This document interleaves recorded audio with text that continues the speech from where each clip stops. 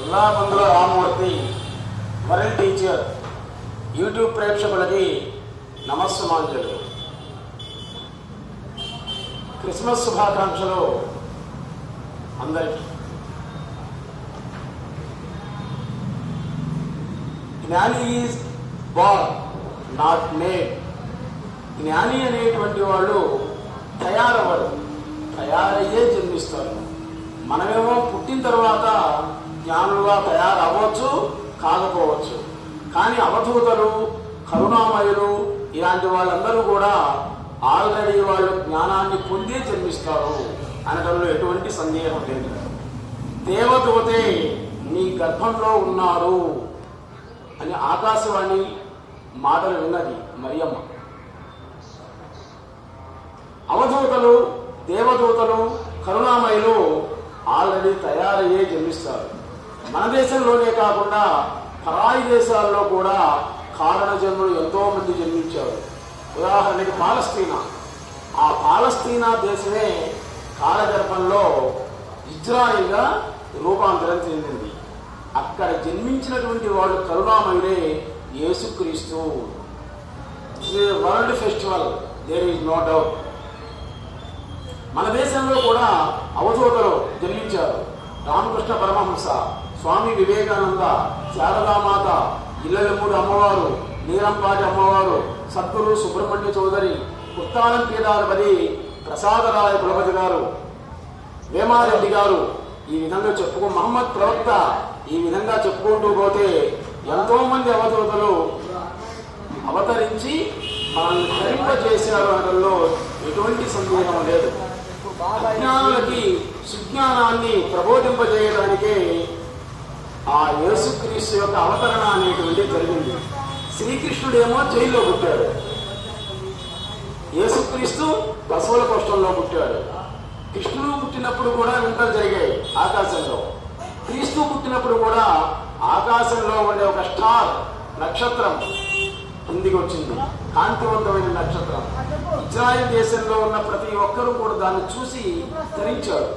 అయితే ఆ సమయంలో ఆ దేశాన్ని పరిపాలించేటువంటి రాజు హేరోద్ అనేటువంటి వాడు పరమ మూర్ఖుడు. ఐ యామ్ గాడ్, నేనే దేవుణ్ణి, నేను మీ రాజును కాబట్టి నేనే దేవుణ్ణి, అందరూ నన్నే కొలవాలి అంట మొదలుపెట్టాడు. పాపం ప్రజలందరూ కూడా ఇక భయంతో, భక్తితో కాదు భయంతో ఏం చేస్తారో అనే భయంతో ఆయన్నే ప్రార్థించడం మొదలుపెట్టారు. ఆ సమయంలో పుట్టినటువంటి వాడే దేవదూత యేసుక్రీస్తు అందులో ఎటువంటి సందేహం లేదు. యూదుల జాతి, ఈయన యూదుల జాతికి చెందినటువంటి వాడు. యేసుక్రీస్తు శిరేసింది ఎవరనుకున్నారు? ఆ జాతి వాళ్ళే యూదుల జాతి వాళ్ళే తన వాడిని వేసి ఆయన చేసిన పాపం ఏంటి అంటే, దేవుడు you are God, that I am God అనుకోచాలన్నాడు అన్నమాట. నీవే అది, అదే నీవు, దేవుడు ఎక్కడో లేడు, నీలోనే ఉన్నాడు, నీవే దేవుడివి అంతే. ఆ హేరోద్ అనేటువంటి వాడు మనకు రాజు, రాజధర్మాన్ని పాటిస్తున్నాడు కానీ దేవుడు కాదు అని చెప్పడం మొదలుపెట్టారు. క్రీస్తు భక్తులు ఎక్కువయ్యారు. అప్పుడు ప్రపంచవ్యాప్తంగా మొత్తం ప్రేమ, కరుణ, జాలి, దయ ఇటువంటి వాటిని ప్రబోధిస్తూ ఉన్నారు. అటువంటి దేవదూత మరియా గర్భం ధరించారు. అందరూ ఆమె వినేశారు. పాపం మొట్టమొదట పెళ్లి కాకముందే గర్భాన్ని దాల్చిందని వినేశారు. ఆయన కూడా యేసోపు కూడా ఆలోచించారు. చిట్టతరికి దేవవాణి ఆకాశవాణి ద్వారా తెలుసుకున్నాడు. దేవదూత నా భార్య గర్భంలో ఉన్నాడు అని తెలుసుకొని వివాహం ఆడాడు. ఆ ఇశ్రాయేల్ దేశంలో పాపం ఆమెకి ఎవ్వరు కూడా ఆశ్రయాన్ని ఇవ్వాల ప్రసవించడానికి. ఒకే ఒక్క ముసలి అవ్వ ఆశ్రయాన్ని ఇచ్చింది, భయపడుతూ ఇచ్చింది ఆశ్రమం. ఆ రాజుకు భయపడుతూ ఎక్కడ ఆశ్రయాన్ని ఇచ్చింది? గొడ్లశాల, పశువుల శాలలో ఆశ్రయాన్ని ఇచ్చింది. అక్కడ జన్మించినటువంటి వాడే క్రీస్తు మహాశయుడు అనడంలో ఎటువంటి సందేహం లేదు. ఈయన దైవభక్తిని, దేశభక్తిని, ప్రేమ, అనురాగాన్ని ప్రబోధిస్తూ ఉన్నాడు. ఇక రాజ ప్రార్థనలు, సేవలకి సెలవైపోయాయి. ఎవరు ఆయన ప్రార్థించక ద్వేషంతో రగిలిపోయే ఇశ్రాయేల్ రాజు హేరోదు ఈయన సెలవేయించాడు. ఆ సమయంలో ఎంతో మంది ఆయన చూసి ఏడ్చారు. అప్పుడు ఆయన చెప్పారు, చూడండి, మీకోసం, మీ పిల్లల కోసం, మీ భవిష్యత్ కోసం ఏడవండి, కానీ నా కోసం ఏడవద్దు. మత పోరాటాలు వద్దు, మత పోరాటాలు, కుల పోరాటాలు మాడుకొని దైవ ప్రార్థనతో ఉండండి అని చెప్పారు. తర్వాత ఆయన సిలువేశారు, మరణించారు. మరణించి జీవించి మళ్ళీ మాట్లాడారు. చూడండి ఆయన గొప్పతనం, అది దైవశక్తి అంటే. మరణించాడు కదా అందరూ అనుకున్నారు, మళ్ళీ జీవించి మాట్లాడాడు. అప్పుడు తెలుసుకున్నాడు ఎవరో రాదు, ఈయన కరుణామయుడు, దైవస్వరూపుడే అనేటువంటి విషయాలు తెలుసుకున్నాడు. ఈయన క్రీస్తు కొండ మీద ప్రసంగం చేశాడు. ఆ ప్రసంగంలో నేను తండ్రి అభిన్నులం అని చెప్పాడు. చూడండి, నేను తండ్రి అభిన్నులం. ఇక్కడ తండ్రి అంటే ఎవరు? అనంతమైనటువంటి శక్తి, అది దాని అర్థం.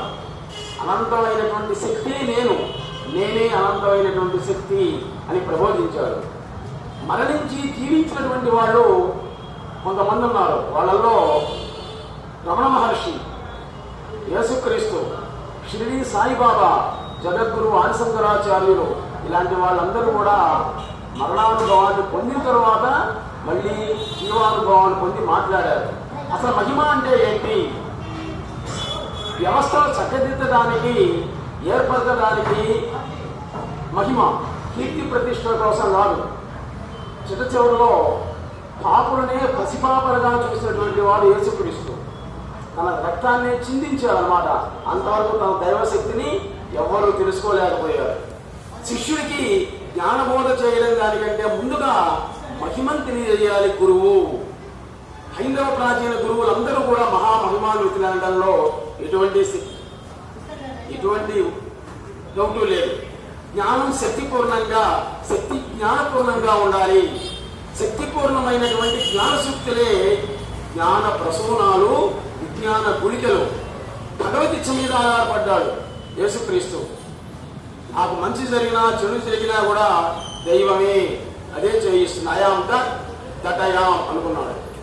నిశ్చలమైనటువంటి ఆకాశంలో భూమి కదలకుండా ఉండడం అది ఒక మహిమే.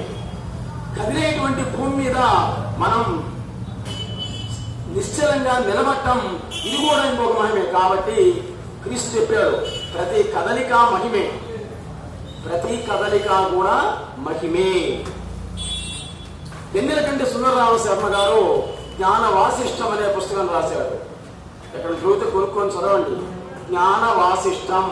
అసలు ఆ పుస్తకం చదివితే మనకు తెలుస్తుంది అవధూతలు, కరుణామయుల యొక్క మహిమలు ఎలా ఉంటాయి అనేటువంటిది.